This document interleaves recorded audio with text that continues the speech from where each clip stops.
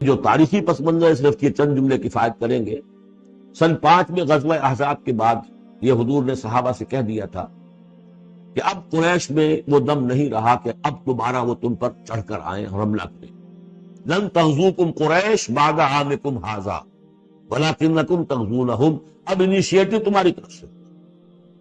وہ انیشیٹو حضور نے لیا ہے سن 6 میں۔ آپ نے عمرے کا احرام باندھا اور آپ کے ساتھ 1400، عام طور پر زیادہ بیان ہوتا ہے لیکن بعض روایات میں 1800 صحابہ احرام باندھ کر چلے کہ ہم عمرہ کرنے جا رہے ہیں۔ یہ گویا کہ ٹیسٹ تھا کہ اب قریش کرتے کیا۔ آپ احرام کے لیے اپنی منزل بہ منزل کرتے ہوئے پہنچ گئے حدیبیہ تک، وہی جگہ جہاں پر کہ پھر صلح ہوئی۔ ادھر قریش کے لیے جو ہے ان کی جان پر بن گئی۔ پہلی بات تو یہ کہ ان کی روایات کے خلاف تھا کہ کوئی آئے عمرے کی نیت سے اور ان کو روک دے، یہ عرب کی روایت نہیں تھی۔ وہ صحیح ہے کہ اب اگر آنے دیتے ہیں اور مسلمان دنگناتے ہوئے آئے اس شہر کے اندر عمرہ کریں تو گویا کہ ان کی شکست ہو گئی۔ تو وہاں پر جو بھی ہوا تفصیلات کا تو موقع نہیں ہے۔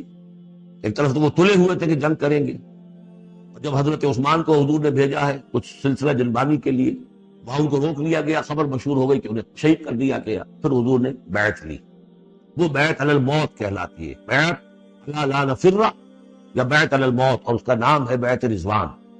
ایک درخت کے نیچے آپ تشریف فرما ہوئے اور سب نے آ کر آپ سے بیعت کی کہ اب یہاں جانے دے دیں گے اپنی، سب ہم یہاں پر مرنے کے لیے تیار ہیں، جانے قربان کر دیں گے، یہاں سے واپس نہیں جائیں گے۔ جب وہاں یہ خبریں پہنچی اور انہوں نے کچھ اور اندازہ کر لیا تھا کہ یہ تو بڑے سرفرے لوگ معلوم ہو رہے ہیں، ان میں سے کوئی جو ہے بھاگنے والا نظر نہیں آتا یہاں سے، تو پھر یہ ہے کہ وہ مجبور ہو گئے کہ اب کچھ صلح کریں۔ پھر صلح ہوئی، صلح حدیبیہ، لیکن وہ بڑی ان ایکول صلح تھی، اس میں مسلمانوں کے لیے ہیوملیشن تھی، اس لیے کہ یہ طے کر لیا گیا اس میں کہ اگر کوئی مسلمان مدینے سے واپس آئے مکے تو اسے مکے والے واپس نہیں کریں گے، لیکن اگر کوئی مکے سے مدینے جائے گا تو واپس کرنا ہو۔ اور وہاں پر ہو بھی یہ گیا۔ ابو جندل صحابی تھے جن کو کہ اسی نے، جو کہ وہاں سے صلح کے لیے گفت و شریف کرنے کے لیے آیا تھا، سہیل بن عمرو، اس کا ہی بیٹا اس وقت وہ پہنچ گیا، لیکن صلح کے وہ کاغذات لکھے جا چکے تھے۔ اس نے معاملہ بچایا، مسلمانوں مجھے پھر قصائیوں کے حوالے کر۔ حضور نے فرمایا کہ اب ابو جندل تم صبر کرو، جو وعدہ ہم کر چکے ہیں اس کی پابندی کرو۔ بہرحال اس کو حضور نے، اگرچہ صحابہ تو اس طرح دلگیر تھے کہ ہم یہ دم کر صلح کیوں کر رہے ہیں، حضرت عمر رضی اللہ تعالیٰ عنہ سے تو بہرحال یہ بھی کہہ دیجئے کہ زیادہ قرب جو انہیں حاصل تھا حضور سے، اس کی بنا پر ان کی یہ ہمت ہو گئی کہ آپ نے وہ سوال جواب بھی کر لیا جس پر آپ پھر ساری عمر پچھتاتے رہے۔ آپ نے پوچھا کہ کیا ہم حق پر نہیں ہیں؟ حضور نے فرمایا ہاں ہم حق پر ہیں۔ کیا آپ اللہ کے رسول نہیں ہیں؟ آپ نے مسکرا کر جواب دیا ہاں میں اللہ کا رسول ہوں، تو پھر ہم یہ کیوں دم کر صلح کر رہے ہیں؟ آپ نے فرمایا کہ میں وہی کر رہا ہوں جو اللہ نے مجھے حکم دیا۔ بس اتنی سی بات تھی جس پر ساری عمر پچھتائے۔ لیکن یہ بات حضرت علی نے بھی کر دی اس درجے میں کہ جب وہ صلح نامہ لکھا گیا، حضور ڈکٹیٹ کرا رہے تھے، حضرت علی کاتب تھے، لکھ رہے تھے، تو حضور نے فرمایا یہ صلح نامہ ہے، لکھو محمد رسول اللہ اور قریش کے مابین۔ وہ سہیل بن عمرو نے اعتراض کر دیا کہ نہیں، یہ اگر ہم اس میں لکھیں گے، ظاہر بات ہے صلح نامے پر تو دونوں فریقوں کے دستخط ہوتے ہیں، تو میں دستخط کروں گا تو میں تو آپ کو اللہ کا رسول نہیں مانتا، اور اس عبارت کی روح سے جب اس کے نیچے میرا بھی دستخط آئیں گے تو گویا میں نے مان لیا۔ تو حضور نے اس پر بھی مسکرا کر کہا کہ تم مانو نہ مانو میں اللہ کا رسول ہوں، لیکن اے علی مٹا دو یہ رسول اللہ کے لفظ، مٹا دو، وہاں سے لکھ دو یہ معاہدہ ہے محمد ابن عبداللہ اور قریش کے مابین۔ حضرت علی نے کہا کہ حضور یہ میں نہیں کر سکتا، میں اپنے ہاتھ سے آپ کے نام کے ساتھ لکھے ہوئے الفاظ، اب دیکھیے اگرچہ حکم تو یہ ہے کہ الامر فوق الادب، لیکن یہ کہ یہ جو بھی کچھ ہوا ہے یہ ہوا غیرت دینی، حمیت دینی کی وجہ سے۔ حضرت علی نے بھی کیا، حضرت عمر نے بھی کیا، دونوں کے طرز عمل میں کوئی فرق نہیں۔ لیکن بہرحال اس کے بعد جو ہے صلح ہوئی ہے، اور مسلمانوں کے دل اگرچہ اس پہ بہت ہی رنجیدہ تھے، اور یہ بات بھی بڑی عجیب تھی کہ وہی احرام کھول دیے گئے، وہی قربانی کے جانور جو ہیں، تو اس پر جو ہے یہ آیت سورت اتری ہے، اور پہلا لفظ یہ ہے انا فتحنا لک فتحا مبینا، مسلمانوں کی دلجوئی کے لیے کہ تم جسے سمجھ رہے ہو کہ دب کر صلح کی ہے، حقیقت حال کے اعتبار سے تو ہے محمد ہم نے آپ کو بڑی روشن فتح کا، آج ہم اسے انٹرپریٹ کر سکتے ہیں روشن فتح کس اعتبار سے؟ یہ ٹریٹی کے معنی یہ ہے کہ مصالحت کی صلح ہوتی ہے دو فریقوں کے درمیان جو ایک دوسرے کو ریکگنائز کرے۔ اس کا مطلب یہ ہے کہ قریش نے ریکگنائز کر لیا Muhammad is a power to reckon with. اور یہ بہت بڑی بات ہے. قریش نے تسلیم کیا, اور تسلیم کرنا جو ہے یہ اللہ تعالیٰ کی طرف سے فتح عظیم. انا فتحنا لك فتحا مبینا لیغفر لك اللہ ما تقدم من ذنبك وما تاخر. اب دیکھیے یہ ذنب کا لفظ یہاں پہ دوبارہ آ گیا تاکہ اللہ تعالیٰ بخش دے آپ کو جو پچھلے ہوئی آپ کی کوئی کوتاہیاں یا گناہ یا جو بعد میں ہوئی. وَيُتِمَّ نِعْمَتَهُ جو پیچھے رہے گناہ ان کو بھی بخش دے. وَيُتِمَّ نِعْمَتَهُ عَلَيْكَ اور تاکہ اللہ تعالیٰ اپنی نعمت کا اتمام فرما دے آپ پر. وَيَهْدِيَكَ صِرَاطًا مُسْتَقِيمًا اور آپ کو ہدایت دے سیدھے راہ کی طرف. اب یہ ہے پھر ایک اشکال پیدا ہوتا ہے کہ حضور صلی اللہ علیہ وسلم تو پہلے ہی سیدھی راہ پر ہیں, پھر یہ کہ تمام اہل ایمان حضور کے ساتھ سیدھی راہ پر چلے آ رہے ہیں, اور سیدھی راہ پر چلتے ہوئے اہل ایمان کو بھی حضرت ابوبکر کو بھی آپ کے ساتھ چلتے ہوئے کتنے برس ہو گئے, 18 برس ہو گئے. تو اب ان کے معنی کیا ہو, اس پہ بہت سی بحثیں ہیں, یہ تو اب میں تفصیل میں نہیں جا سکتا. میری توجہ وہی ہے جو میں اس سے پہلے سورہ محمد میں کر چکا ہوں ضم کی. یہ جو جد و جہد ہوئی ہے اس میں اگر کہیں کوئی خامی کوتاہی کسی کی طرف سے ہوئی ہے, چاہے وہ کسی اور مسلمان کی طرف سے ہوئی ہے, صاحب ایمان کی طرف سے ہوئی ہے, غلطی ہوئی ہے, خطا ہوئی ہے, ان سب کی اب اللہ تعالیٰ تلافی فرما دے گا. یہ فتح مبین جو ہے وہ ان سب کو کور کر جائے. اور یاد دیا گا صراط مستقیمہ, اب آپ کی یہ جد و جہد بالکل سیدھے تیر کی طرح اپنے ہدف کی طرف بڑھے گی. اب اس میں کوئی جو ہے تزلزل نہیں ہوگا, بلکہ آپ کی یہ جد و جہد, اللہ کے دین کی اقامت کی جد و جہد اور اللہ کی حکومت قائم کرنے کی جد و جہد جو ہے سیدھی اپنے ہدف کی طرف بڑھتی چلی جائے گی. چنانچہ یتم نعمتہ تو ہم پڑھ چکے ہیں, الیوم اکملت لکم دینکم واتممت علیکم نعمتی ورضیت لکم الاسلام دینا. تو دین کا اتمام ایک تو اس شکل میں کہ قرآن میں دین مکمل ہو جائے, شریعت پوری ہو گئی, لیکن اس سے تکمیل نہیں ہوتی اس معنی میں جب تک اس کی عملی ڈیمانسٹریشن بھی مکمل نہ ہو. عملی ڈیمانسٹریشن مکمل ہوتی ہے جب اللہ کی حکومت بالفعل قائم ہو جائے. تو اتمام نعمت جو ہے وہ صرف کتاب کے اندر اس شریعت کا پورا بیان ہو جانا اور نظام کا آ جانا, اس سے وہ اتمام بتمام و کمال نہیں ہوتا جب تک کہ اس کی ایک نشانی, اس کا ایک نمونہ جو ہے, اس کی ایک صورت لوگوں کے سامنے نہ آ جائے, آئیڈیل فارم اس کی جو ہے وہ سامنے نہ آ جائے, اس کا نمونہ سامنے آ جائے. تو اس کے لیے ضروری ہے کہ اب یہ جد و جہد آپ کی جو ہے سیدھی اب تیز رفتاری کے ساتھ اپنے اصل ہدف یعنی اظہار دین لیظہرہ علی الدین کلہ.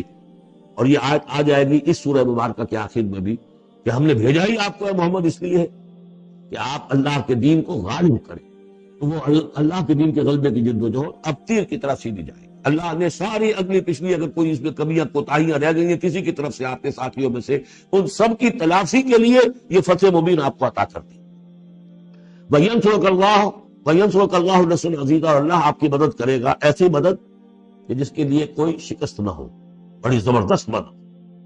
هُوَ الَّذِي أَنزَلَ السَّكِينَةَ فِي قُلُوبِ الْمُؤْمِنِينَ لِيَزْدَادُوا إِيمَانًا مَعَ إِيمَانِهِمْ. وہی ہے کہ جس نے اہل ایمان کے دلوں میں سکینت نازل کر دی تاکہ ان کے ایمان میں اور اضافہ ہو جائے, تاکہ وہ اور اضافہ کر لیں اپنے ایمان میں, جتنا ایمان ہے اس سے اور بڑھ کر. وَلِلَّهِ جُنُودُ السَّمَاوَاتِ وَالْأَرْضِ. اب ظاہر بات ہے کہ اس میں ایک تو کیفیت یہ تھی کہ جو انہیں سکون حاصل تھا کہ وہ تیار تھے سب اپنی جانیں دینے کے لیے, اس کے لیے بھی ایک سکون قلب کے اندر اللہ تعالیٰ نے ان کے پیدا کیا تھا, تبھی تو وہ اس کے لیے آمادہ ہوئے. پھر یہ کہ ان کے اندر نظم اور ضبط کا یہ عالم کہ کوئی ایک شخص بھی حق میں نہیں تھا کہ یہ صلح یہاں اس وقت ہو, لیکن محمد رسول اللہ ان کی اطاعت اس کا سب سے بڑا ٹیسٹ وہاں ہوا. اور یہ بات جو میں کہہ رہا ہوں شاید بعض کو عجیب لگی, کوئی ایک شخص بھی نہیں تھا اس کے حق میں. اس کی دلیل کیا ہے؟ اس کی دلیل یہ ہے کہ جب حضور نے جب صلح ہو گئی مکمل, آپ نے فرمایا مسلمان اٹھو, احرام کھول دو اور یہی قربانیاں دے دو. کوئی نہیں اٹھا, ایک بھی نہیں اٹھا. دوسری مرتبہ کہا آپ کو اٹھو بھائی, اب ہو گیا بات, بس جو ہو گئی, اب یہی احرام کھول دو. کوئی نہیں اٹھا. تیسری دفعہ کوئی نہیں اٹھا. آپ دلگیر ہو کر, دل گرفتہ ہو کر اپنے خیمے میں چلے گئے. ام سلمہ رضی اللہ تعالیٰ عنہ ام المومنین آپ کے ساتھ تھی.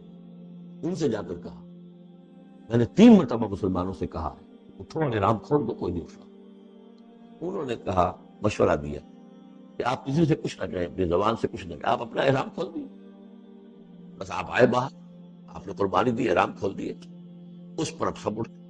یعنی اصل میں وہ سب کے سب منتظر تھے کہ کیا حضور ہمارا امتحان لے رہے ہیں, یہ کوئی ٹیسٹ ہو رہا ہے, کیا ہو رہا ہے. یا حالت منتظر، شاید کوئی نئی صورت پیدا ہو جائے، شاید حالات بدل جائے. لیکن ان کے لیے یہ بڑی انہونی سی بات تھی کہ عمرے کی نیت کر کے ہم نے احرام والا ہوا، یہاں کیسے پھل دے گا. لیکن بہرحال وہ صرف ایک توقف جو تھا وہ اسی درجے میں تھا کہ شاید کوئی نئی صورت پیدا ہو. لیکن اس سے ظاہر ہو رہا ہے کہ سب کے دل جو ہے وہ اس صلح کے حق میں نہیں تھے. وہ تو چاہ رہے تھے کہ اب ہمیں موقع ملے اور ہم یہاں جنگ ہو اور اللہ کے دین کو ہم غالب کریں.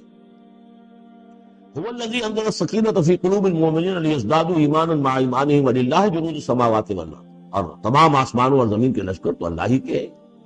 وكان الله عليما حكيما، اللہ سب کو جاننے والا اور کمال حکمت والا ہے. ليدخل المؤمنين والمؤمنات جنات تجري من تحتها الانهار خالدين فيها، تاکہ وہ داخل کرے اہل ایمان مردوں اور عورتوں کو ان باغات میں جن کے دامن میں ندیاں بہتی ہوں گی، جن میں وہ ہمیشہ ہمیشہ رہیں گے. وَيُكَفِّرْ عَنْهُمْ سَيِّئَاتِهِمْ، اور دور کر دے ان سے ان کی برائیوں کو. وَكَانَ ذَلِكَ عِندَ اللَّهِ فَوْزًا عَظِيمًا، اور یقیناً یہی شے ہے اللہ کے نزدیک بڑی کامیابی. وَيُعَذِّبُ الْمُنَافِقِينَ وَالْمُنَافِقَاتِ وَالْمُشْرِكِينَ وَالْمُشْرِكَاتِ الظَّانِّينَ بِاللَّهِ ظَنَّ السَّوْءِ. یہ الفاظ بہت مشابہ ہیں سورہ احزاب کی آخری آیات کے. اور سورہ احزاب جو ہے آپ کو معلوم ہے سن 5 میں نازل ہوئی، اور یہ سن 6 میں نازل ہو رہی ہے، جو زمانہ جو ہے قریب کا ہے. اور اللہ سزا دے اور عذاب دے منافق مردوں اور منافق عورتوں کو، اور مشرک مردوں اور مشرک عورتوں کو، کہ جو اللہ کے بارے میں بہت برے گمان رکھتے ہیں. علیہم دائرۃ السوء، اصل میں تو ان کے اوپر ہے مسلط برائی کا دائرہ. وغضب اللہ علیہم، اور اللہ غضبناک ہوا ہے ان پر. ولعنہم، اللہ نے ان پر لعنت فرمائی ہے. وعد لہم جنہ، اور ان کے لیے تیار کیا ہوا جہنم کو وسعت مصیرا، اور وہ بہت بری جگہ ہے لوٹنے کی. وَلِلَّهِ جُنُودُ السَّمَاوَاتِ وَالْأَرْضِ، آسمان اور زمین کے لشکر کل کے کل اللہ ہی کے اختیار میں. وَكَانَ اللَّهُ عَزِيزًا حَكِيمًا، اللہ زبردست ہے اور حکیم ہے.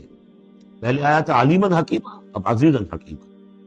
إِنَّا أَرْسَلْنَاكَ شَاهِدًا وَمُبَشِّرًا وَنَذِيرًا، نبی ہم نے بھیجا ہے آپ کو شاہد بنا کر، وہی شاہد گواہی دینے والا. یہاں اپنے قول اور اپنے عمل سے اللہ کے دین کی گواہی دی. قیامت میں کھڑے ہو کر عدالت میں پروزیکیوشن وٹنس کی حیثیت سے کہیں گے کہ اللہ تیرا دین جو مجھ تک آیا تھا میں نے پہنچا دیا. اب یہ ان کے ذمے ہے. فَكَيْفَ إِذَا جِئْنَا مِنْ كُلِّ أُمَّةٍ بِشَهِيدٍ وَجِئْنَا بِكَ عَلَىٰ هَٰؤُلَاءِ شَهِيدًا. ہم نے آپ کو بھیجا ہے گواہ بنا کر اور بشارت دینے والا بنا کر اور خبردار کرنے والا بنا کر. لِتُؤْمِنُوا بِاللَّهِ وَرَسُولِهِ، تاکہ اے مسلمانوں تم ایمان رکھو اللہ پر اور اس کے رسول پر. وَتُعَزِّرُوهُ وَتُوَقِّرُوهُ، اور اللہ کے رسول کی تو تم مدد بھی کرو اور ان کی تعظیم کرو، توقیر کرو. وَتُسَبِّحُوهُ بُكْرَةً وَأَصِيلًا، اور اللہ کی تم تسبیح کرو صبح شام. یہاں دیکھیے اس آیت میں لِتُؤْمِنُوا بِاللَّهِ وَرَسُولِهِ، اللہ اور اس کے رسول دونوں پر ایمان رکھو. پھر رسول کے لیے وَتُعَزِّرُوهُ وَتُوَقِّرُوهُ، اور اللہ کے لیے وَتُسَبِّحُوهُ بُكْرَةً وَأَصِيلًا، اس کی تسبیح بیان کرو صبح شام. ان الذين يبايعونك انما يبايعون الله، یقیناً وہ لوگ جو اے نبی آپ سے بیعت کر رہے ہیں وہ حقیقت میں اللہ سے بیعت کر رہے ہیں. ید اللہ فوق ایدیہم، اللہ کا ہاتھ ان کے ہاتھوں کے اوپر ہے. ومن نکث فانما ينكث الى نفسه، تو جو کوئی بھی اس بیعت کی خلاف ورزی کرے گا، اس کو توڑے گا، اس کا سارا وبال اسی کے اوپر ہوگا. ومن اوفى بما عاهد عليه الله، اور جو پورا کر دے گا اس معاہدے کو جو اللہ سے کر رہا ہے، فسيؤتيه اجرا عظیما، تو اللہ تعالیٰ اسے اجر عظیم عطا فرمائے گا. اس آیت کو اچھی طرح سمجھ لیجئے اور اس کا تعلق جوڑ لیجئے جو سورہ توبہ کی آیت نمبر 111 تھی. ان اللہ اشترى من المؤمنین انفسهم واموالهم بان لهم الجنہ یقاتلون فی سبیل اللہ فیقتلون ویقتلون وعدا علیہ حقا فی التوراة والانجیل والقرآن ومن اوفى بعہدہ من اللہ فاستبشروا ببیعکم الذی بایعتم بہ. اللہ نے اہل ایمان سے ان کی جانیں اور مال خرید لی ہے جنت کے عوض. یہ جو خرید و فروخت ہو گئی ہے، فاستب، یہ بیع ہو گئی ہے، بیع و شرع ہو گئی ہے. فاستبشروا ببیعکم الذی بایعتم بہ، خوشیاں مناؤ، جشن مناؤ اس بیعت پر، اس بیع پر، اس سودے پر جو تم نے کیا ہے. اس سے بہتر سودا کوئی نہیں. اچھا یہ بیع تو ہوئی بندے اور اللہ کے مابین. فرض کیجئے میں بیعت کر رہا ہوں، اے اللہ میں اپنی جان مال تیرے حوالے کرتا ہوں، لیکن اللہ کے اور میرے درمیان تو غیب کا پردہ ہے. کہ کیسے، کس کو دوں یہ جان اور مال، کس کے حکم پر دوں، کس کے کہنے پر دوں، کہاں مال خرچ کروں. ظاہر بات ہے کہ اس کے لیے کوئی انسان، اب وہ انسان اس وقت ہے محمد الرسول اللہ صلی اللہ علیہ وسلم. بے اللہ سے بیعت محمد سے. محمد اللہ کے رسول ہیں، وہ سکھائیں گے کہ اس طرح بات خرچ کرو، اس طرح جان لگاؤ. یہ وقت آ گیا ہے، جان لے کر میدان میں آ جاؤ، جان ہتھیلی پر رکھ کو میدان میں آ جاؤ. لہذا جو بے اللہ سے ہوئی ہے، ان اللہ اشترى من المؤمنین انفسهم واموالهم بان لهم الجنہ، اس کے لیے بیعت محمد رسول اللہ سے ہو رہی. اور یہ عرب میں رواج تھا کہ جب وہ کوئی سودا کرتے تھے پھر وہ مصافحہ کرتے تھے، ہاتھ ملاتے تھے. ہاتھ جب ملا لیا وہ جو سودا ہے پکا ہو گیا، پیچھے نہیں جا سکتے. جب تک مصافحہ نہیں ہوتا تو اس وقت تک آدمی کوئی اس میں تبدیلی کر سکتا ہے، لیکن مصافحہ جو ہے وہ پختگی کے لیے. لہذا یہ بیعت محمد رسول اللہ سے ہو رہی ہے کہ ہم نے جو جان اللہ اور اپنی مال جو اللہ کے حوالے کی ہے اسے ہم خرچ کریں گے آپ کے کہنے کے مطابق، جو آپ حکم دیں گے. آپ کی مرضی ہے، آپ ہم سے جب چاہیں یہ جان اور مال حاصل ہے، جب چاہیں وصول فرما لیں. یہ بیعت ہے جو ہوئی ہے محمد رسول اللہ سے. اچھا، اس میں جو یہ فرمایا چونکہ یہ تین فریق ہو گئے، اللہ، بیعت کرنے والا اور جس کے ہاتھ پر بیعت کی گئی، لہذا یہ ٹرائی پارٹائٹ ایگریمنٹ ہے. تین فریق ہیں اس کے. ایک ہے حضور کا ہاتھ جس پر بیعت کرنے والے کا ہاتھ آ گیا. اللہ نے فرمایا ایک تیسرا ہاتھ بھی ہے، وہ تمہیں نظر نہیں آ رہا. ید اللہ فوق ایدیہم، اللہ کا ہاتھ ان کے ہاتھوں کے اوپر. تو یہ تین ہاتھ ہیں در حقیقت اس بیعت کے اندر. اس بیعت کے اندر ان الذین یبایعونک انما یبایعون اللہ، اصل میں تو بیعت، اور بیعت جو ہو رہی ہے تو اللہ سے ہو رہی ہے. فاستبشروا ببیعکم الذی بایعتم بہ، باب مفادہ کے اندر بھی وہ آ گئے. تم نے جو باہمی یہ کیا ہے بیع و شراء کا معاملہ، تو خوشیاں مناؤ. وہی باب مفادہ ہے، وہ یبایعونک. ان الذین یبایعونک، اے نبی جو آپ سے یہ بیعت کر رہے ہیں، انما یبایعون اللہ، وہ اللہ سے بیعت کر رہے ہیں. ید اللہ فوق ایدیہم، اللہ کا ہاتھ ان کے ہاتھوں کے اوپر ہے. فمن نکث فانما ینکث علی نفسہ، تو جو کوئی بھی اب اس سے گردانی کرے گا، اسے توڑے گا، اس کے خلاف ورزی کرے گا، اس کا وبال اسی پر آئے گا، آپ پر اس کا کوئی الزام نہیں. ومن اوفی بما عہد علیہ اللہ فسیؤتیہ اجرا عظیما، جو بھی پورا کر دے گا جس کا کہ اس نے وعدہ اللہ سے کیا. یہ معاہدہ اللہ سے ہوا جان اور مال کا. اسی لیے سورہ احزاب میں آپ نے کہا من المؤمنین رجال صدقوا ما عہدوا اللہ علیہ ومنہم من قضی نحبہ ومنہم من ینتظر. اہل ایمان میں وہ جوان مرد ہیں جنہوں نے اپنا جو عہد کیا تھا اللہ سے وہ پورا کر دکھایا، سچا کر دیا. ان میں سے وہ بھی ہے جو اپنی نظر پیش کر چکے، اور وہ بھی ہے جو باقی منتظر ہیں ابھی کہ کب ہماری باری آئے. وبال دوش ہے سر جان ناتواں پہ مگر لگا رکھا ہے تیرے خنجر و ثنا کے لیے. اے اللہ ہم لیے پھر رہے ہیں اس سر کو کہ کب تیری راہ میں کٹے اور ہم فارغ ہو جائیں، سمک دوش ہو جائیں، ہمارے کندھے سمک ہو جائیں، ہلکے ہو جائیں. سمک دوش، کندھا ہلکا ہو جائے. یہ سر کا بوجھ ہم لگائے ہوئے ہیں اپنے سر پر کہ کب تیری طرف سے حکم آئے ہم نے اپنے سر کٹوائیں اور ہم فارغ ہوں. اسی کو سمجھ لیجئے کہ حضور کے بعد یہ بیعت کس سے ہوگی؟ جو بھی داعی اللہ ہم کھڑا ہو اللہ کے لیے. نبی تو نہیں ہوگا امتی. اطاعت اس کی ہوگی اللہ اور اس کے رسول کی اطاعت کے نیچے نیچے اس کے دائرے کے اندر، مستقل بذات اطاعت اس کی نہیں ہوگی. لیکن یہ کہ بہرحال بھی ضرورت ہوگی کہ کوئی جماعت ہو، کوئی جمعیت ہو، کوئی طاقت ہو. ایک فرد سے جو ہے اکیلا چنا بھاڑ نہیں پھوڑ سکتا.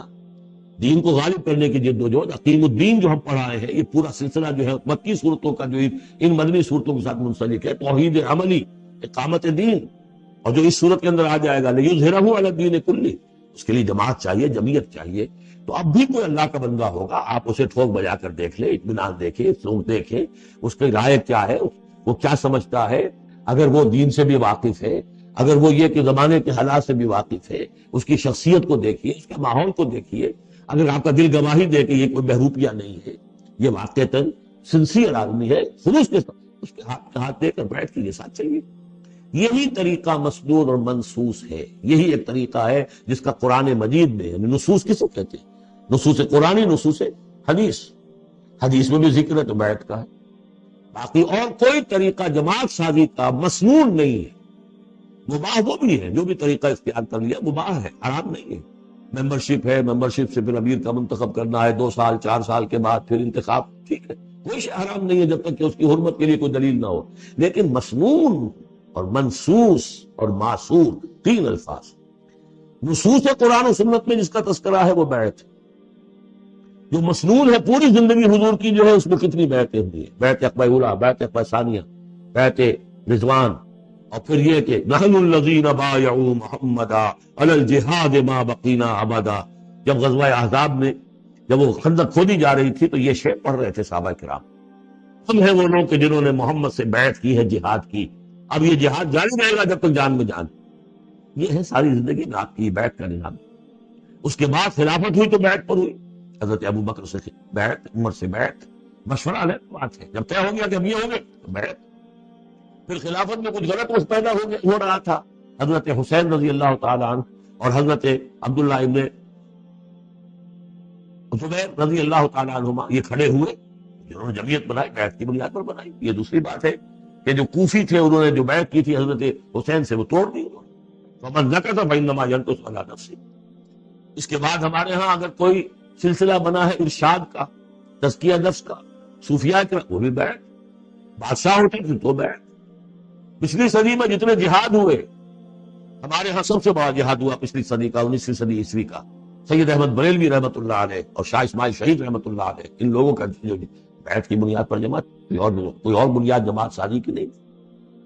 مہدی سودانی نے جہاد کیا انگریزوں کے خلاف، بیعت کی بنیاد۔ سلوسی نے جہاد کیا اطالویوں کے خلاف، بیعت کی بنیاد پر۔ تو یہ بیعت کا لفظ جو یہاں آیا ہے اس کو اچھی طرح سمجھ لیجیے۔ یہ جان لیجئے کہ یہ جو دوسرا رکوع ہے اس سورہ مبارکہ کا، اور اس کے بعد تیسرا رکوع اور چوتھا رکوع جو ہے، ان میں بھی تقدیم و تاخیر ہے۔ یہ جو پہلے رکوع کا مضمون ہے یہ جا کر ملے گا اب تیسرے کے ساتھ، اور بعد میں یہ نازل ہوا ہے کہ یہ جو دوسرے رکوع میں آیتیں آ رہی ہیں۔ سَيَقُولُ لَكَ الْمُخَلَّفُونَ مِنَ الْأَعْرَابِ شَغَلَتْنَا أَمْوَالُنَا وَأَهْلُونَا، جب حضور واپس پہنچ گئے اور یہ غزوہ جو بیعت رضوان ہو گئی اور پھر صلح حدیبیہ ہو گئی، پھر آپ واپس پہنچے تو جاتے ہوئے گویا کہ ان سے کہا جا رہا ہے حضور سے، جیسے کہ غزوہ تبوک سے واپسی پر جو آیات نازل ہوئی وہ ہم سورہ توبہ میں پڑھ چکے ہیں۔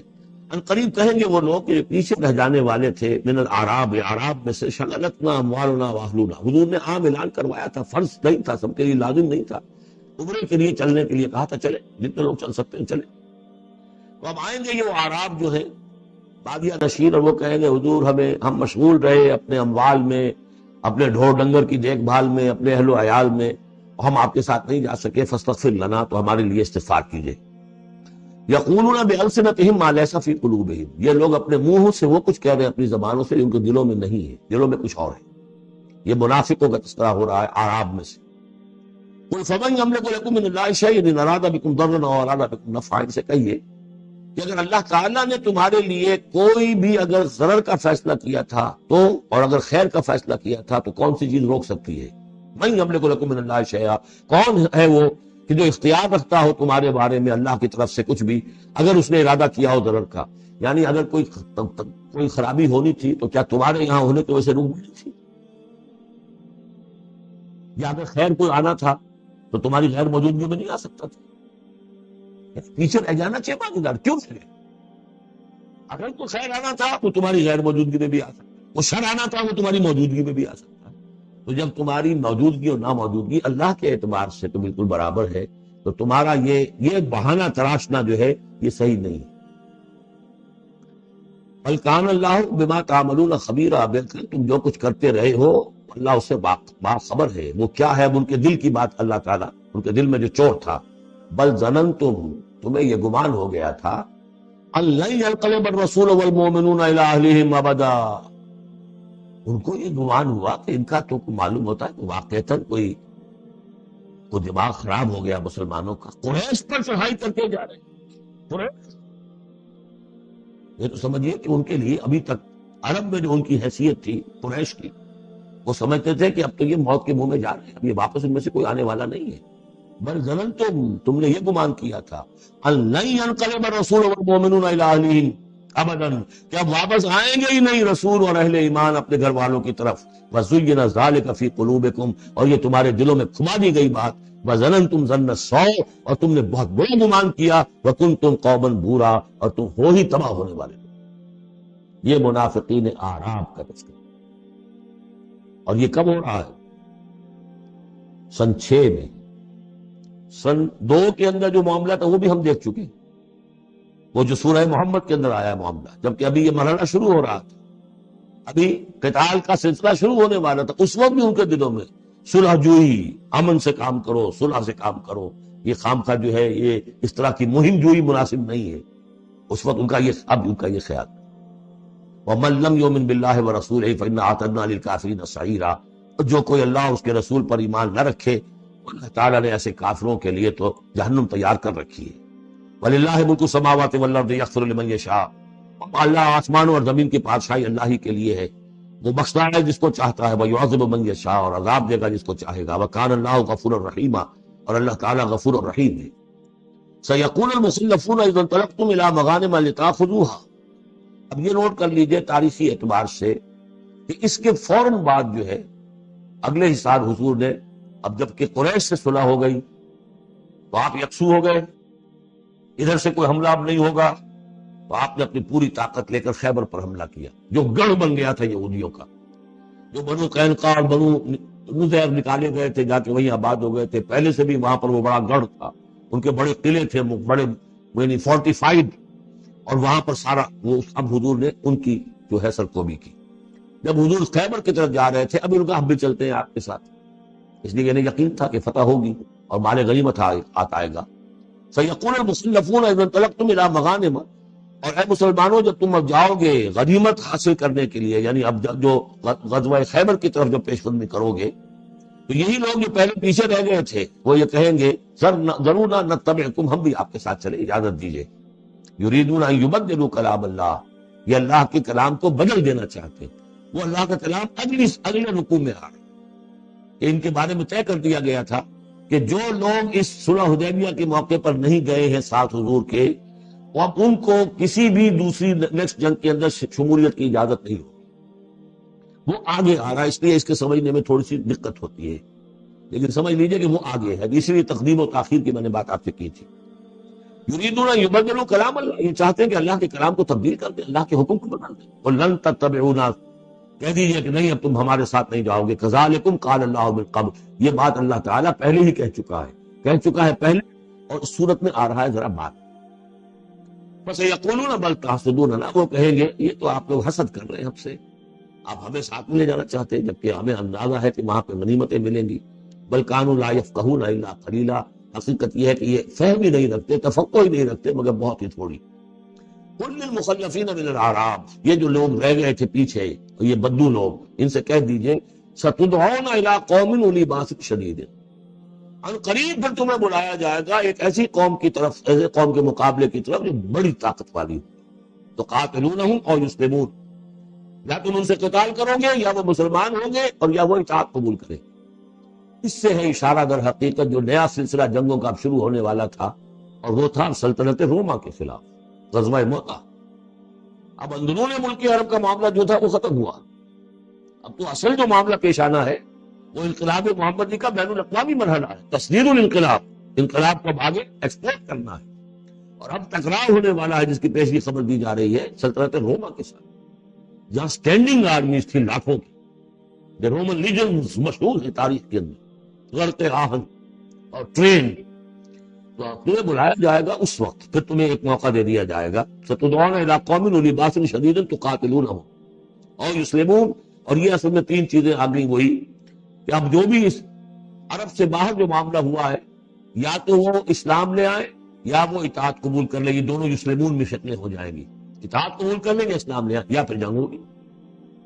فَإِن تُطِيعُوا يُؤْتِكُمُ اللَّهُ أَجْرًا عَظِيمًا، اگر اس وقت تم اطاعت کرو گے اللہ کے رسول کی، ان کے ساتھ جاؤ گے تو اللہ تعالیٰ جو ہے تمہیں اجر حسنہ دے گا۔ وَإِن تَتَوَلَّوْا كَمَا تَوَلَّيْتُم مِّن قَبْلُ، اور اگر تمہیں اسی طرح پیٹھ دکھا دی جیسے کہ پہلے پیٹھ دکھائی تھی، يُعَذِّبْكُمْ عَذَابًا أَلِيمًا، تو اللہ تعالیٰ عذاب علیم دے گا تمہیں۔ لَيْسَ عَلَى الْأَعْمَىٰ حَرَجٌ، ہاں اگر کوئی اندھا ہے تو اس پر کوئی الزام نہیں ہے، کوئی تنگی نہیں ہے، وہ اگر نہیں گیا کوئی بات نہیں۔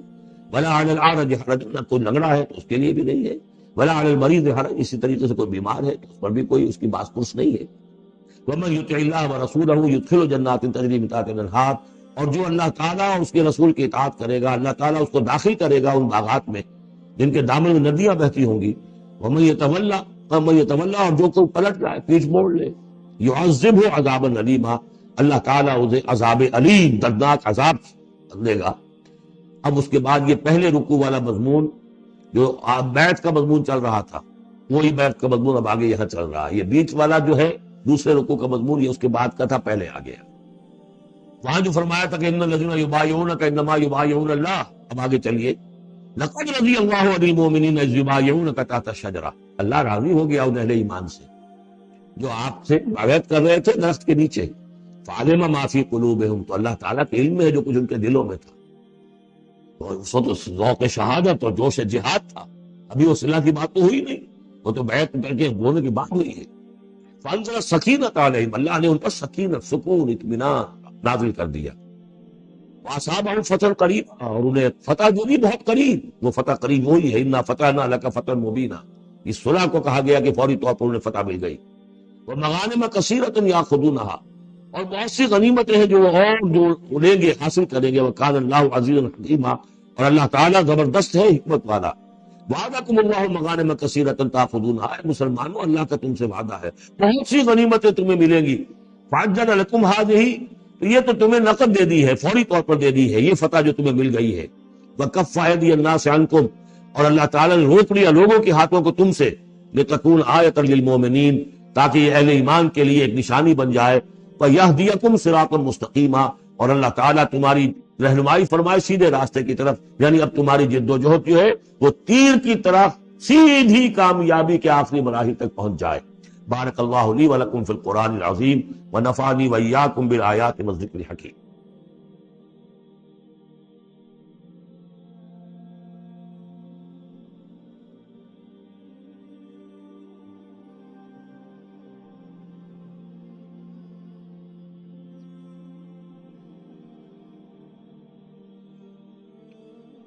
وعدکم اللہ مغانم کثیرۃ تاخذونها، اللہ تعالیٰ نے اے مسلمانوں تم سے وعدہ کیا ہے بہت سی غنیمتوں کا جو تمہیں حاصل ہوں گی. فعجل لکم هذه، تو یہ تو اللہ نے فوری طور پر تمہیں عطا کر دی ہے، یعنی یہ فتح مبین. وکف ایدی الناس عنکم، اور لوگوں کے ہاتھ تمہاری جانب سے روک لیے. یعنی جنگ اگر ہوتی ظاہر بات ہے کہ قریش بھی پھر اگر اس میں اپنی قوت کا مظاہرہ کرتے تو کچھ نہ کچھ نقصان تو مسلمانوں کا بھی ہوتا. کف ایدی الناس عنکم، ان کے ہاتھ باندھ لیے اور روک لیے اللہ نے تم سے. وَلِتَكُونَ آیَةً لِّلْمُؤْمِنِينَ، اور تاکہ یہ اہل ایمان کے لیے ایک نشانی بن جائے. وَيَهْدِيَكُمْ صِرَاطًا مُسْتَقِيمًا، اور اللہ تعالیٰ اب تمہیں سیدھی راہ پر جو ہے گامزن کر دے، یعنی تمہاری جد و جہد کو، اجتماعی جو جد و جہد ہے تمہاری، اسے براہ راست تیر کی طرح سیدھا اب اس کے آخری ہدف اور منزل مقصود تک پہنچا دے. وَأُخْرَىٰ لَمْ تَقْدِرُوا عَلَيْهَا، اور کچھ اور بھی فتحیں ہیں جن کا ابھی تک تمہیں جس پر قدرت حاصل نہیں ہوئی ہے. قد احاط اللہ بہا، اللہ تعالیٰ ان کا بھی احاطہ کیے ہوئے ہے. یعنی یہ کہ اس کے فوراً بعد تمہیں ایک فتح ملے گی جو کہ خیبر کی ہوگی، کیونکہ یہ اس جو رکوع ہم نے دوسرا پڑھائے ہیں، تیسرا اس سے پہلے نازل ہوا ہے. اور یہ کہ پھر فتح مکہ ہونے والی ہے. اللہ تعالیٰ نے یہ تمام فتوحات جو اللہ کے تو علم میں ہے، اللہ کے نے ان کا احاطہ کیا ہوا ہے. وَقَالَ اللَّهُ عَلَىٰ كُلِّ شَيْءٍ قَدِيرٌ، اللہ ہر چیز پر قادر ہے. وَلَوْ قَاتَلَكُمُ الَّذِينَ كَفَرُوا لَوَلَّوُا الْأَدْبَارَ، اور اگر یہ کافر یعنی قریش مکہ تم سے جنگ کرتے تو لازماً پیٹ دکھا دیتے، پیٹ پھیر جاتے. ثم لا یجدون ولیا ولا نصیرا، اور پھر نہ پاتے اپنے لیے کوئی حمایتی، کوئی مددگار. سنت اللہ التی قد خلت من قبل، یہ اللہ کی وہ سنت ہے، اس کا دستور ہے، اس کا قانون ہے کہ جو پہلے سے چلا آ رہا ہے.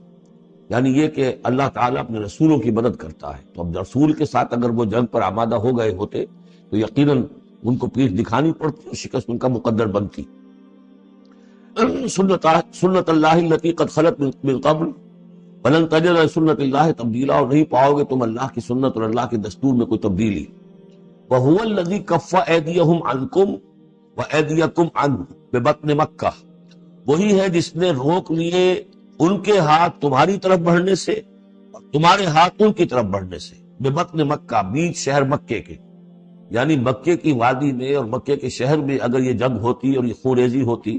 من بعد ان اسفرکم علیہ، اور یہ اللہ نے روک دیا اس کے بعد کہ اللہ نے تمہیں ان پر فتح دے دی تھی. یعنی کہ واقعتاً دل میں قریش شکست کھا چکے تھے، وہ سمجھ گئے تھے کہ ہمارے لیے مقابلہ ممکن نہیں ہے، ورنہ وہ صلح کبھی نہ کرتے. ان کے لیے تو یہ چیز گویا کہ بڑی موت سے بھی بڑھ کر جو تھی بھاری تھی کہ مسلمان جو ہے ان کے ساتھ ہم صلح کریں، انہیں تسلیم کر لیں، اور پھر یہ بھی طے کریں کہ اگلے سال آپ آئیے اور ہم 3 دن کے لیے تو یہ پورا مکہ خالی کر دیں گے، آپ یہاں جس طرح چاہے عمرہ کریں.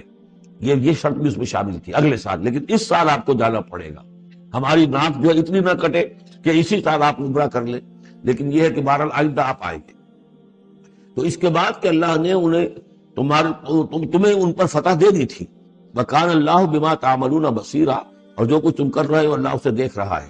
ہم الذین کفروا وصدوکم عن المسجد الحرام، وہی لوگ ہیں یعنی ان کے جرائم کا تذکرہ ہو رہا ہے جنہوں نے کفر کیا تو اور تمہیں روکے رکھا مسجد حرام تک جانے سے، والہدی معکوفا ان یبلغ محلہ، اور ہدی کے جو جانور لے کے گئے تھے مسلمان احرام کے ساتھ ساتھ، وہ ہدی کے جانور تھے کہ کعبے کے لیے نیاز کے یہ جانور ہیں، وہ رکے ہوئے تھے کہ وہ اپنی اصل جگہ پر یبلغ محلہ، کہ اس کا اصل مقام تو یہ تھا کہ کعبے جائیں، وہاں پر ان کا چڑھاوا چڑھایا جائے، ان کی قربانی دی جائے، لیکن یہ کہ وہ رکے ہوئے تھے کہ وہاں تک نہیں پہنچ سکتے تھے۔ لیکن یہ اللہ نے کیوں ہاتھ روک لیے، ان کے ہاتھ تم سے، تمہارے ہاتھ ان سے کیوں روک لیے، جنگ کیوں نہیں ہونے دی، اس کی حکمت اب آ رہی ہے۔ وَلَوْلَا رِجَالٌ مُؤْمِنُونَ وَنِسَاءٌ مُؤْمِنَاتٌ، اگر نہ ہوتے مرد مومن اور عورتیں مومنات، لم تعلموہم، جنہیں تم نہیں جانتے تھے، ان تطؤوہم، اندیشہ تھا کہ تم انہیں بھی پیس ڈالتے۔ یعنی جب جنگ ہوتی ہے، بھٹی گرم ہو جاتی ہے، اس وقت تو تحقیق و تفتیش مشکل ہوتی ہے۔ اب وہ مسلمان کے جو ہجرت نہیں کر سکے، ان میں ضعفاء بھی تھے، ان میں مریض بھی تھے، ان میں عورتیں بھی تھیں جن کے لیے ممکن ہی نہیں تھا، جیسا کہ ہم سورہ نساء میں پڑھ چکے ہیں کہ جن کے لیے بالکل ممکن ہی نہیں تھا، اللہ تعالیٰ نے ان کو معاف کر دیا تھا، ہجرت نہیں کر رہے تب بھی اللہ ان سے معاوضہ نہیں کرے گا۔ تو اب وہ لوگ بھی موجود تھے مکے کے اندر، اب اگر یہ چکی چلتی تو پھر تو یہ پیس ڈالتی ان کی بھی۔ وَلَوْلَا رِجَالٌ مُؤْمِنُونَ وَنِسَاءٌ مُؤْمِنَاتٌ لَمْ تَعْلَمُوهُمْ أَن تَطْئُوهُمْ، تم جانتے ہی نہیں تھے، ہو سکتا ہے کہ تم انہیں بھی کچل دیتے، فَتُصِيبَكُم مِّنْهُمْ مَعَرَّةٌ، اور ان کے معاملے میں پھر تم پر ایک الزام آ جاتا، بغیر علم، اس کے بغیر کہ تمہیں کوئی علم ہو، تمہاری بے خبری میں تم پر الزام آتا کہ ان اہل ایمان نے آ کر اپنے اہل ایمان ساتھیوں کو بھی قتل کر دیا۔ لِيُدْخِلَ اللَّهُ فِي رَحْمَتِهِ، اللہ نے اسی لیے روک دیا اس جنگ کو اس وقت اور تمہیں فتح دے دی صلح کی شکل میں، تاکہ اللہ تعالیٰ داخل کرے اللہ تعالیٰ اپنی رحمت میں جس کو چاہے۔ وَلَوْ تَزَيَّنُوا لَعَذَّبْنَا الَّذِينَ كَفَرُوا مِنْهُمْ عَذَابًا أَلِيمًا، اگر وہ علیحدہ ہو چکے ہوتے، یعنی مسلمان اہل ایمان مرد اور عورتیں جو ہیں جو ابھی تک مقیم ہیں یہاں پر، اگر وہ یہاں سے نکل چکے ہوتے، علیحدہ ہو چکے ہوتے، تو پھر باقی یہاں صرف کفار رہ گئے ہوتے، تو ہم اسی وقت لَعَذَّبْنَا الَّذِينَ كَفَرُوا مِنْهُمْ عَذَابًا أَلِيمًا، تو ان کافروں کو ہم ابھی وہ بدترین عذاب کا مزہ چکھا دیتے۔ اس جعل الذین کفروا فی قلوبہم الحمیۃ حمیۃ الجاہلیہ، جب کافروں نے اپنے دلوں کے اندر ایک حمیت جو ہے، ایک بڑی غیرت اور حمیت کا معاملہ، لیکن وہ حمیت جاہلی تھی، ہم لوگ اور کیسے ممکن ہے کہ ہم انہیں یہاں پر عمرہ کرنے دیں، یہ لوگ کہ جو بے دین ہو گئے، ان کے اعتبار سے تو بے دین تھے، جو ہم اپنے آبا و اجداد کے دین کو چھوڑ گئے، تو وہ جو نسل پرستی اور قوم پرستی ان میں تھی اور آبا پرستی تھی اور اپنی روایت پرستی تھی، اس کے بنا پر حمیت جاہلیت ان کے دلوں کے اندر اتنی کوٹ کوٹ کر بھری ہوئی تھی۔ اس جعل الذین کفروا فی قلوبہم الحمیۃ حمیۃ الجاہلیہ، انہوں نے حمیت جاہلی کو اپنے دلوں کے اندر راسخ کر لیا تھا۔ فانزل اللہ سکینتہ علی رسولہ وعلی المؤمنین، اللہ تعالیٰ نے اپنا طرف سے سکون نازل فرما دیا اپنے رسول پر صلی اللہ علیہ وسلم اور اہل ایمان پر، وَأَلْزَمَهُمْ كَلِمَةَ التَّقْوَىٰ، اور اللہ تعالیٰ نے ان پر لازم کر دیا تقویٰ کی بات کو، یعنی اللہ تعالیٰ نے تقویٰ کو ان پر لازم کر دیا۔ وَكَانُوا أَحَقَّ بِهَا، یقیناً وہ تقویٰ کے زیادہ حقدار بھی ہیں، وَأَهْلَهَا، اور واقعتاً تقویٰ کے اہل ہیں، ان کے اندر تقویٰ موجود ہے۔ وَكَانَ اللَّهُ بِكُلِّ شَيْءٍ عَلِيمًا، اور یقیناً اللہ تعالیٰ ہر چیز کا علم رکھتا ہے۔ لَقَدْ صَدَقَ اللَّهُ رَسُولَهُ الرُّؤْيَا بِالْحَقِّ، ایک شبہ کا ازالہ ہو رہا ہے کہ کچھ لوگوں کو یہ خیال پیدا ہوا ہوگا کہ رسول کا تو خواب بھی سچا ہوتا ہے اور وہی کے درجے میں ہے۔ حضور نے ہمیں فرمایا تھا کہ میں نے خواب دیکھا ہے کہ ہم عمرہ کر رہے ہیں تو چلو، اور یہاں ہم عمرہ نہیں کر سکے تو رسول کا خواب جھوٹا ہو گیا۔ یہ اگر شک کسی کے دل میں پیدا ہوا تو اس کو ظاہر کر رہے ہیں کہ رسول کا خواب جھوٹا نہیں ہوا، یعنی یہ کہ اس میں جب حضور سے پوچھا بھی گیا آپ نے تو فرمایا تھا کہ ہم عمرہ کریں گے، تو آپ نے فرمایا تھا یہ میں نے کب کہا تھا کہ اسی سال ضرور کریں گے، عمرہ کریں گے، چنانچہ اگلے سال وہ عمرہ ہوا۔ سن 7 میں اسے عمرہ قضا کہتے ہیں، جو صلح حدیبیہ میں طے ہو گیا تھا کہ اگلے سال آپ آئیے عمرہ کیجیے، تو عمرہ قضا جو ہے یہ عمرہ چونکہ رہ گیا تھا درمیان میں ہی بند ہو گیا، تو عمرہ قضا، اس عمرے کی قضا اگلے سال جو ہے سن 7 میں آپ نے دی، اور 3 دن تک قریش نے مکے کو خالی کر دیا، پہاڑوں پر چڑھ گئے اور مسلمان 3 دن تک مکے کے اندر مقیم رہے، انہوں نے اپنے اطمینان سے عمرہ ادا کیا۔ تو فرمایا لقد صدق اللہ رسولہ الرؤیا بالحق، اللہ نے بالکل سچا دکھایا خواب اپنے رسول کو، اس میں قطعاً کسی جھوٹ کا شائبہ نہیں۔ لَتَدْخُلُنَّ الْمَسْجِدَ الْحَرَامَ إِنْ شَاءَ اللَّهُ آمِنِينَ مُحَلِّقِينَ رُؤُوسَكُمْ وَمُقَصِّرِينَ لَا تَخَافُونَ، تم اے مسلمانوں لازماً داخل ہوگے مسجد حرام میں انشاءاللہ پورے امن کے ساتھ، آمنین بے کھٹکے، محلقین رؤوسکم ومقصرین، اپنے سروں کو حلق بھی کراؤ گے اور قصر بھی کراؤ گے، سر منڈوا دینا احرام کھولتے ہوئے یہ گویا کہ حلق ہے، اور چھوڑے بال کر دینا یہ قصر ہے۔ تو محلقین رؤوسکم ومقصرین لا تخافون، اور تمہیں کوئی اندیشہ نہیں، یعنی جو ہو گیا اگلے سال کہ بالکل مکہ خالی، کوئی اندیشہ نہیں، کوئی مڈ بھیڑ نہیں، کسی طرف سے کوئی تانا نہیں، کوئی بری بات بھی سننے میں نہیں آئی، اور وہ سب لوگ جو ہے وہ رہے اپنے پہاڑوں کے اوپر۔ فعلم ما لم تعلموا، تو اللہ جانتا ہے جو تم نہیں جانتے، فجعل من دون ذلك فتحا قریبا، تو اس کے السلام علیکم ورحمۃ اللہ وبرکاتہ۔ ہمارے اس چینل ڈیپتھ آف اسلام کو سبسکرائب کریں، آپ کا شکریہ۔